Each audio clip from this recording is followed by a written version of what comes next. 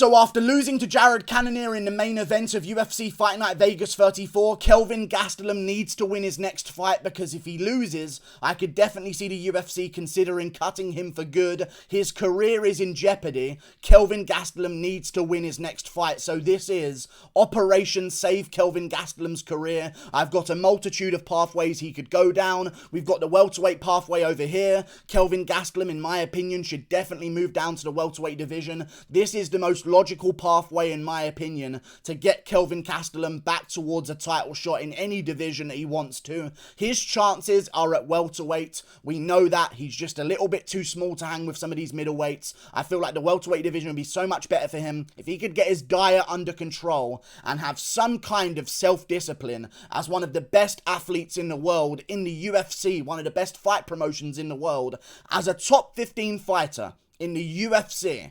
If he could have some kind of diet plan, that would be amazing. And if he moved down to welterweight, that would be a great thing. Down here, we've got the Gastelum way, which I'll reveal as we go to it. Don't want to really say anything right now, but if you know about Kelvin Gastelum's recent fight history, you may understand what the Gastelum way means, and we'll get to that in a second. Over here, we've got the middleweight pathway, which I think is what he's going to go for. I know it doesn't make any sense, but neither does any of the career choices of Kelvin Gastelum recently, so I feel like Kelvin might stay in the middleweight division, might consider that as an option. It's not the correct option in any way, but I've got a middleweight lineage of a career path on over here, and I feel like that's going to be a good move for him maybe as well. There's still a chance that he could hang around in the middleweight division. I know he's low down the rankings, but we all kind of understand Kelvin's top 5 level at middleweight, and he's still a young guy, so if he does make some more improvements in his career and Cannonier ends up at 40 years of age, that could be the difference to where Kelvin gets his hand raised in that fight, because it was a very close one.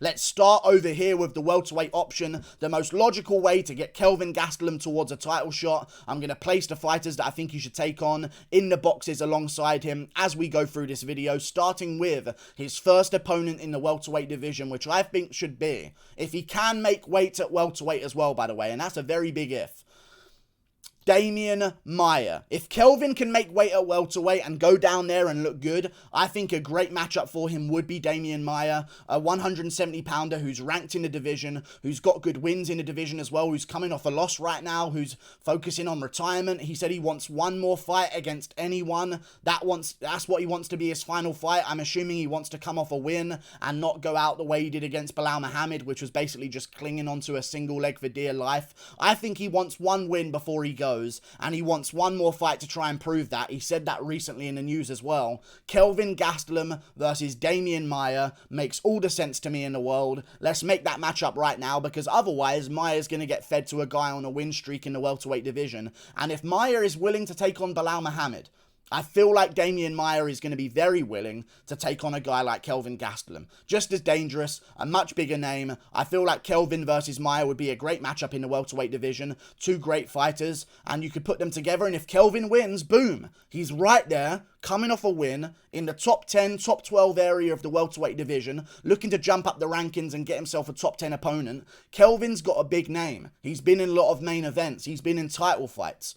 Kelvin's a huge name. He could use that to his advantage in the welterweight division against some of these guys, like, if he does beat Damian Meyer, he could have some leverage to get a fight with another top 10 welterweight in the name of Magny. I think this is a great matchup, a good rematch as well, a chance for Kelvin to prove himself against Magny in a rematch. Great fight the first time, very, very close fight the first time. I feel like Kelvin's probably the more improved fighter since then. Magny's still clinging on in his career, maybe added a couple of tricks to his game, don't get me wrong, but I feel like Kelvin would win these matchups. Damian Meyer, I would pick Kelvin to win. A Magny rematch, I would pick Kelvin to win in my opinion as well. Great matchups in the welterweight division for Kelvin, and look at that.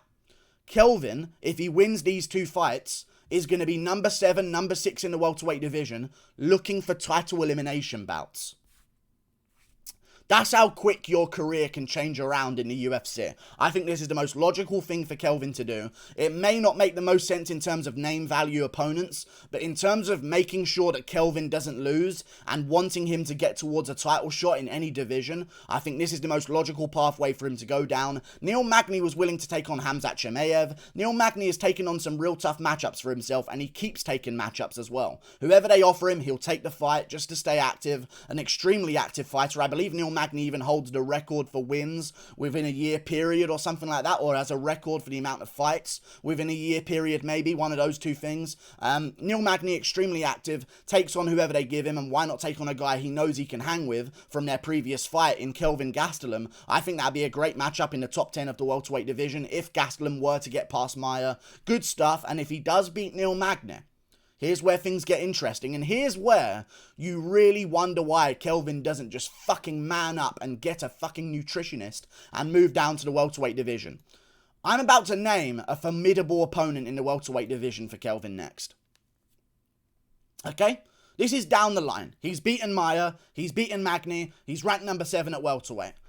Gilbert Burns versus Kelvin Gastelum is genuinely still an intriguing matchup that Kelvin could definitely win. A very winnable matchup for Kelvin Gastelum. Would I pick him to beat Gilbert Burns? I'm not too sure, but I would really, really like his chances, and I'll tell you this, he's not going to be a big underdog if he is an underdog in that matchup either. Kelvin, Gilbert Burns, great stuff. By the time they have this fight as well, Gilbert Burns will be a little bit older. Maybe he's still floating around the top 3 of the welterweight division, looking to get back on a win streak for another title shot maybe, or just looking to stay relevant and get another win onto his record. Maybe he gets injured, sits out for a while, is still a top contender. I feel like Gastelum versus Burns, it'd be a great matchup. It'd be a great matchup, and it's a top contender, and that would get him a title shot at welterweight. Gilbert Burns is probably going to float around number 1 or number 2 in the welterweight division over the next 2 years. If Gastelum can rack up 2 great wins like this, put himself at number 7, and Burns needs, let's say, one more fight before he gets a title shot. Sorry, Burns, you haven't quite done enough yet. You need one more opponent. Oh, look, Kelvin Gastelum's free after a win against Neil Magny. That's how these fights happen. I think Kelvin could definitely hang with Gilbert Burns, and that'd be a great matchup as well, and it'd put him right into title talks. Moving on to the Gastelum way. We've covered the most logical way that Kelvin definitely will not go down, because MMA fighters' managers are the most stupid people in the world and they hate their fighters. Let's go to the Gastelum way. This is where Kelvin's manager is thinking. Okay, this is what Kelvin's manager is thinking.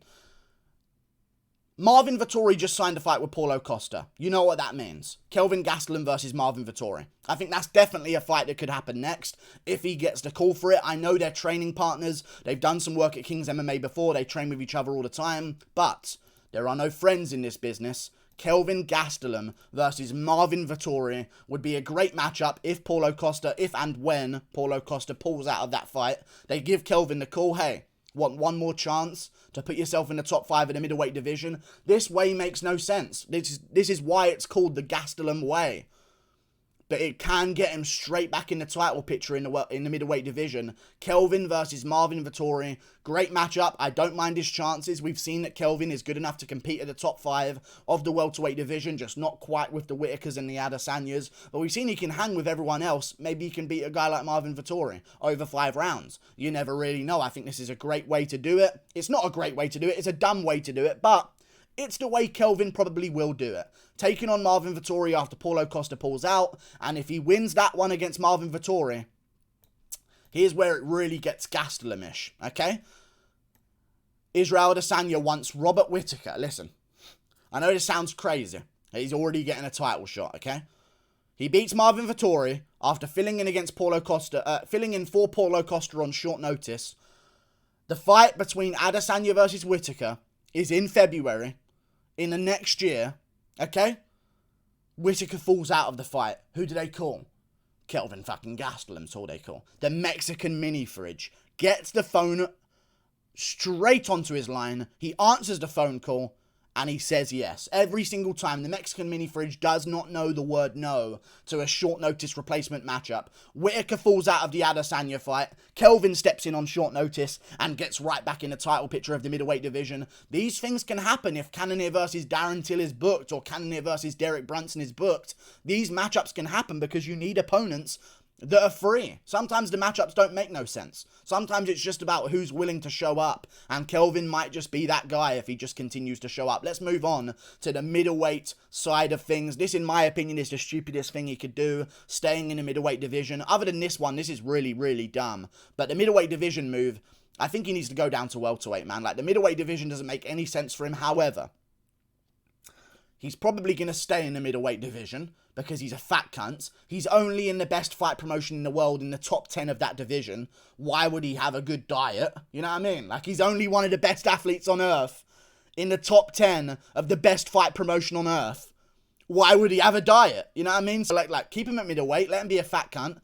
And I think this is the best way to do it. If his management team and him are going to stick with the middleweight agenda, I think this is the way to do it, man. Immediately, he gets a rematch with Uriah Hall, a guy who he's beaten already. Uriah Hall's thinking, you know what, this is a ranked opponent. This is better than getting fed to like a Makhmud Muradov or maybe like a Brendan Allen coming up the division in the middleweight division. I'd rather take on Kelvin Gastelum, an older guy who's maybe had some damage. I think Kelvin would destroy Uriah Hall. I think this is a golden matchup for him. He beat him the first time while being a guy who wasn't supposed to win. I think this time with Kelvin's style, walk you down, take amazing shots on the chin, cannot be KO'd, and just non-stop pressure, I think he would 100% beat Uriah Hall in a rematch, and I think both guys would accept that fight. So if Kelvin wants a win in the middleweight division, look for Uriah Hall. He's just lost to Sean Strickland and took some damage to his orbital bone. He's going to need some time off. So if you're telling me on the Adesanya versus Whittaker 2 card in February or March of next year, there's going to be Kelvin Gastelum versus Uriah Hall 2 to open up the main card,